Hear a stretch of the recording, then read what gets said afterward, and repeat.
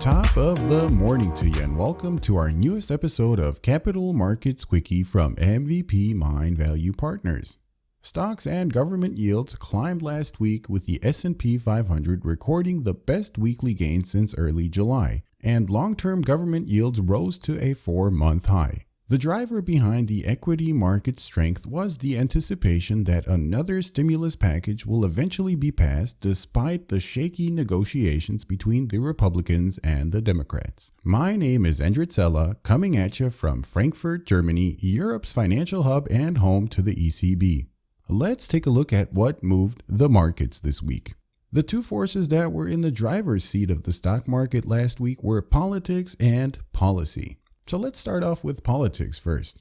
The White House increased its fiscal stimulus offer to $1.8 trillion from $1.6 trillion, which partly bridges the gap but is still short of the $2.2 trillion package which Nancy Pelosi and the House of Representatives have already approved. And as the US election comes closer, the likelihood of a deal before the 3rd of November seems to be diminishing. It seems highly likely, however, that a deal could be approved by Congress after the elections. But until then, the details still need to be worked out between the two parties. At first, markets fluctuated widely last week as expectations for another round of financial aid for households and businesses bounced between doubtful and hopeful. Just a few days later, negotiations over another round of fiscal relief broke down, so the stock market ultimately sold off. However, markets did regain strength, and that was due to the prospects that smaller and more targeted aid packages could potentially find some agreement among policymakers, or that a more comprehensive bill may still be reachable. So I guess we can all agree that the new stimulus package is delayed, but certainly not done. So that was politics. Now let's move on to policy measures. There are two very important components which will prove to be the most important tailwind towards a sustainable economic recovery for the years to come. Of course, I am talking about fiscal and monetary policy, which refer to the two most widely recognized tools used to influence a nation's economic activity. Monetary policy is primarily concerned with the management of interest rates and the total supply of money, and is generally carried out by central banks, or as I like to call them, the central bank superheroes. Fiscal policy, on the other hand, is a collective term for the taxing and spending actions of governments. The two most widely used means of fiscal policy are changes in government spending policies or in government tax policies.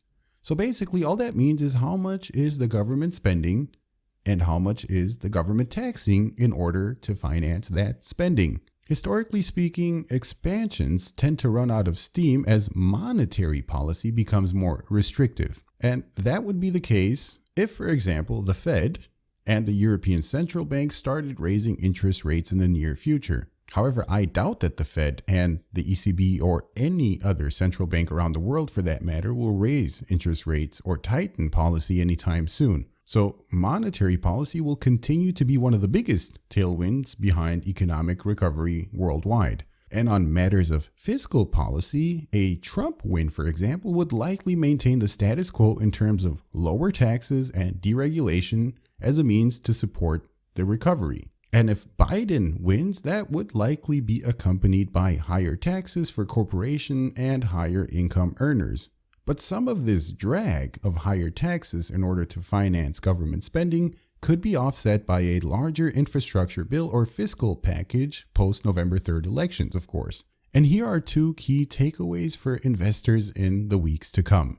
First of all, election volatility will continue, and that is totally normal. This election poses uncertainty, and markets hate uncertainty. But then again, who doesn't? And of course, there is a lot of uncertainty in not knowing who will be ruling your country over the next 4 years. Therefore, I believe volatility will remain high through the election.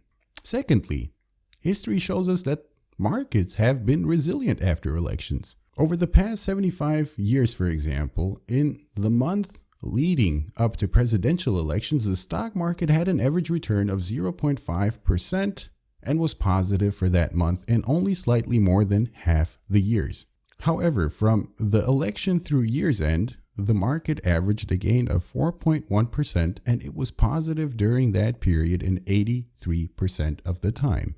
And that, ladies and gentlemen, concludes today's Capital Markets Quickie. To all of you listening from every corner of the globe, I wish you all the best and stay tuned for our next episode on Sunday, October the 18th.